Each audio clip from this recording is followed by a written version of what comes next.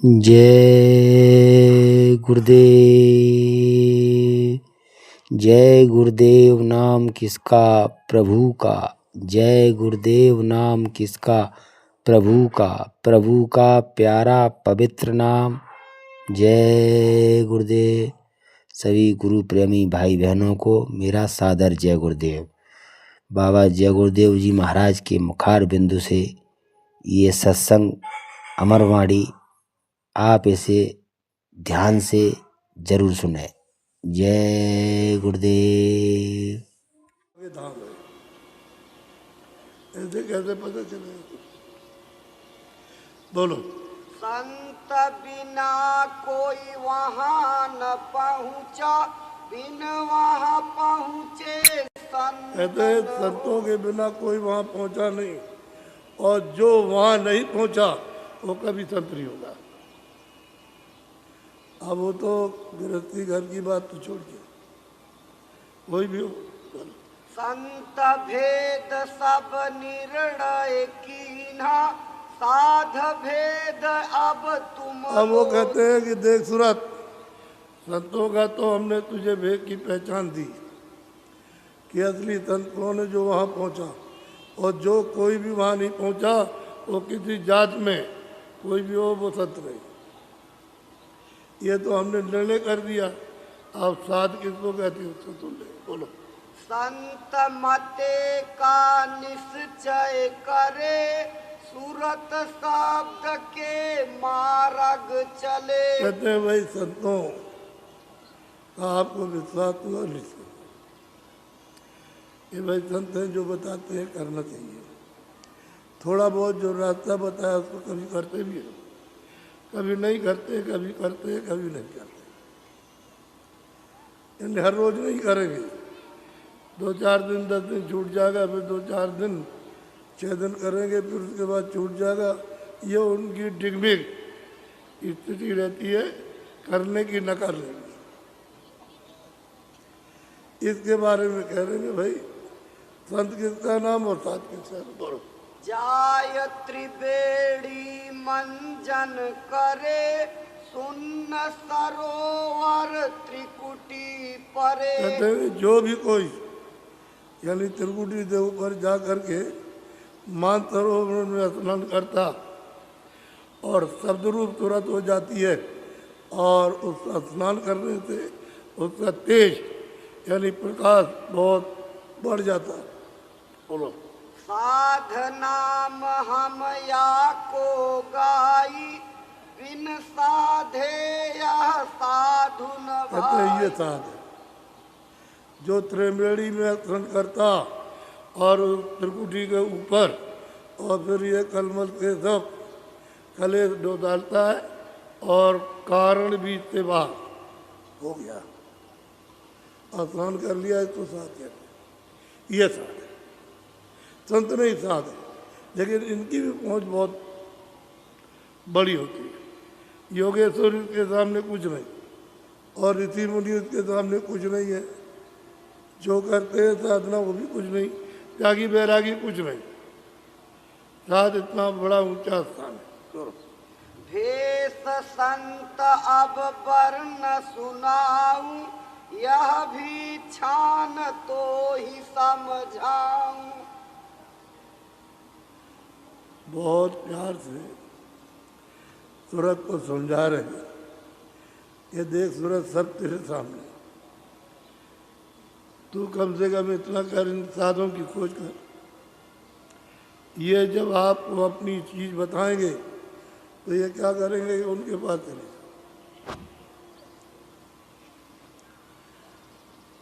बाबर आया तो उसने 12 भक्ति में पूछा कि यहाँ कोई साधु महात्मा फकीर रहते हैं? तो किसी हिंदू ने कहा कि वहाँ जाओ जहाँ राम की जन्मभूमि उसमें रहती है। तब तक एक मुसलमान मिला, उनका तुम वहाँ तो बाद में जाना, लेकिन वहाँ चले जाओ, रानोपाली में फकीर रहते हैं और वो तुमको दुआ दे देंगे, तुम्हारा काम सफल हो जाएगा। तो ये सिपाही लेकर घोड़ों में सवार हो गया। 2 मील दूर घोड़े से खड़े कर दिए, उतर गया, वही बांध दिए और पैदल गया। पैदल गया, जब वहाँ मिल गए तो उनको उसने उसी तरह से प्रणाम किया, आगे साष्टांग, आगे हाथ कर लिए और सीधा जमीन पर पूरा लेट गया। लेट करके हाथ उन्होंने पूछा कि कैसे यहाँ आए? कह लगे हम दुआ लेने आए। तो अच्छा, तो परसों आना तो हम बताएंगे। तो बाबर के पास एक जब चला था अपने अड्डे से तो एक साल लेकर के आया, तो वो फकीर को उसने बैठ कर दिया। उसी के सामने फकीर ने ऐसे उठाया और आग जल रही तो उसमें डाल दिया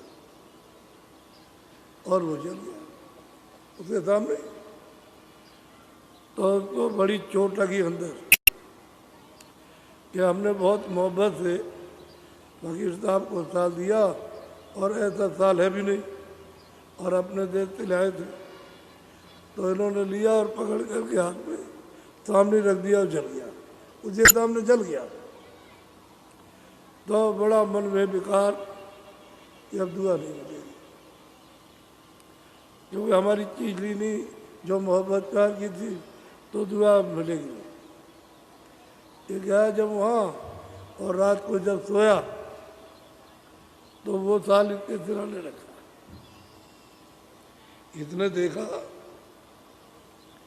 कि साल तो मैं वहाँ ले गया था, एक ही साल था, और मैंने फकीर साहब को दिया और मेरे सामने उन्होंने जला दिया। ये भी नहीं कि मेरे पीछे जलाया, और वो सब जल करके जो उसकी राख थी उड़ के ऊपर गिरी। ये साल तो ये वही है, दूसरा कोई। तो कहने लगे ये कोई और बात है। मालूम होता है कि फकीर सिद्ध है। तो फिर वो उन्होंने बताया, तो जिस दिन उसी दिन फिर चला, फिर आया, आकर के घोड़े उसने खड़े कर दिए, सवारों को उतार दिया, कहा हम अकेले जाएंगे, और आया फकीर साहब से प्रणाम किया, दंडवत किया और बैठ हाथ जोड़ के बैठ गया। उन्होंने कहा तुम क्या चाहते हो? कह लगे यहाँ कैसे आए? कह लगे न्याय और रक्षा के लिए आए। तो तुम क्या चाहते हो? कि दुआ दुआ चाहते। तो कह लगे दुआ नहीं मिलेगी। उसने कहा दुआ नहीं, यहाँ नहीं मिलेगी। वो हमारे वहाँ जो है गुरु रहते हैं, उनके पास जाओ, वो दुआ देंगे आप। देखो फकीर कितनी गुरु की, यानी कितनी महात्मा फकीर की इज्जत करते हैं कि वहाँ जाओ वो दुआ देंगे। ये फौरन गया पैदल, घोड़े में ही खड़े रहे। उनसे यहाँ कैसे आए हो? कि हम दुआ लेने आए। किस बात की? कि हम न्याय रक्षा देना चाहते हैं, हम सफलता चाहते हैं। कि जाओ, तुमको दुआ दी जाओ, तुम अपने काम में सफल हो जाओ। बस उसने प्रणाम किया और प्रणाम करके आया और घोड़े और सवारों को लिया, साथ लौट गया। फिर उसने चढ़ाई की, तो चढ़ते करते चला गया, बिहार तक सफल हो गया। सफल हो, जहाँ भी गया वहाँ सफलता। तो कहने का ये मतलब है कि वो जो महात्मा रहते थे पूरे थे, और वो जो वहाँ था वो अधूरा था। तो उसने कहा कि तुम पूरे के पास चले जाओ, वहाँ दुआ मिल जाएगी। तो चला गया तो उनकी कितनी बड़ी इज्जत कि उसने कुछ नहीं कहा, उनके पास दे दिया। वो जानता था कि हम अधूरे हैं, हम कुछ कह देंगे ठीक नहीं, हम उनके दिल से मुरीद हैं। वो है मुर्शिद, वो जो चाहेंगे तो कर लेंगे। तो सेवक क्या जाने, वो तो आदेश का पालन करता है, जब पूरा हो जाएगा तभी जान तो लेगा, लेकिन गुरु की सदा मर्यादा, सदा इज्जत करे। ऐसे ही सूरत को सब समझा रहे। बोलो। संतन की बानी जो पढ़ते सूरत शब्द का निश्चय कहते हैं महापुरुषों की वाणी को जो पढ़ते हैं और सूरत शब्द के जोड़ने में जो नित्य विश्वास रखते हैं और कभी करते हैं कभी नहीं करते,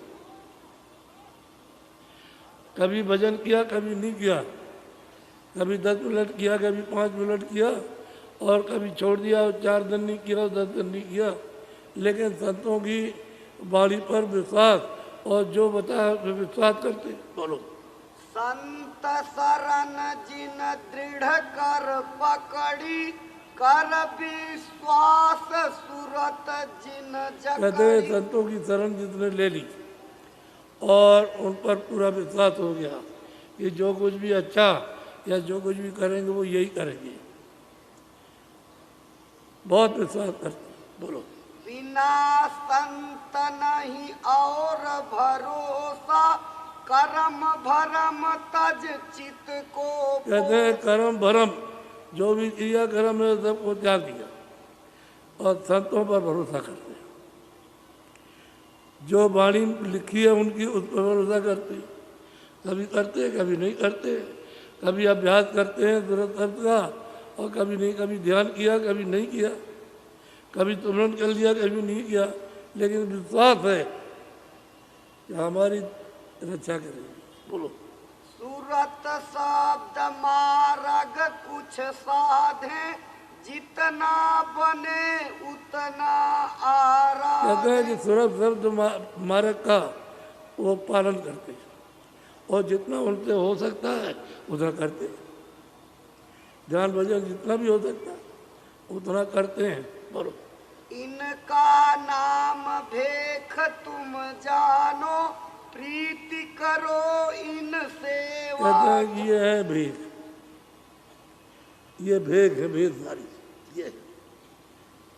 ये भेद है। इनसे कहते हैं कि तुम मोहब्बत प्यार करो और इनकी सेवा से अति फल मिलेगा कि धीरे से तुमको साथ मिल जाएंगे और साथ से संतों के पास पहुंच जाओगे। ये भेद है, जैसे कपड़े घेरू सफेद कपड़े, इसी तरह से ये भेद है, ये भेदधारी है। रंगे कपड़े सफेद कपड़े घेरू पाले, ये भेदधारी नहीं है, ये भेदधारी है, इनको कहते हैं। बोलो। चाहे बस तर रंग घर को छोड़े चाहे घर रहे मन को कहते मोड़े। हैं चाहे कोई सफेद या काला या पीला या कोई लाल कोई भी कपड़ा पहन ले घर को छोड़ दें और ये काम करते हैं सूरत शब्द का अभ्यास और संतों पर पूरा भरोसा विश्वास करते हैं कि हमारा काम होगा। आप चाहे घर में रह चाहे बाहर वहाँ भी कर सकते हैं, घर में भी मन मोड़ सकते हैं, ऐसे भी मोड़ सकते हैं, घर में भी मोड़ सकते हैं। ये भेद है, इनसे तुम प्रीत करो और कभी आ जाए तो मतलब इनकी सेवा कर दो। बोलो। जिनकी नहीं धारणा ऐसी घर को छोड़े होए पर। अब महापुरुष कहते हैं कि हे सूरत तुमने पूछा ठीक, जिनकी धारणा न संतों में न उनकी वाणी में न वो सूरत शब्द का अभ्यास न शब्द में और न उसमें, और घर छोड़ दिया और भेद बना लिया और बाहर चले गए तो घर के लोग रोते ही रह गए।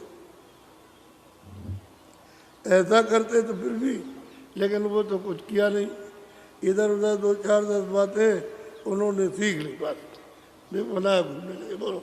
कपड़े रंग बातें बहु सीखी जग को ठगाए कहावाएं कहते हैं कपड़े उन्होंने पहन लिए, किसी भेद के पहन लिए, भेदधारी के, और बातें थोड़ी बहुत जान ली और बस लोगों को जगह जगह ठगते फिरते,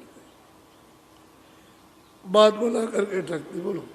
कर्म लिखी वह भोगें अपनी भर मत फिरे पहिन कर कहते हैं कर्म लिखी, अरे घर भी छोड़ लिया, कुछ करते भी नहीं और दुगनों का खाते हैं और ठग करके उनको डांटते फटकारते हैं कि तुम्हारा ये हो जाएगा, तुम्हारा ये हो जाएगा, और हम संत हैं। बेचारे गरीब तबकी कातकार सहते हैं, क्या करें, वो उनको तो कुछ मालूम है नहीं है, और बस कहते हैं ठग।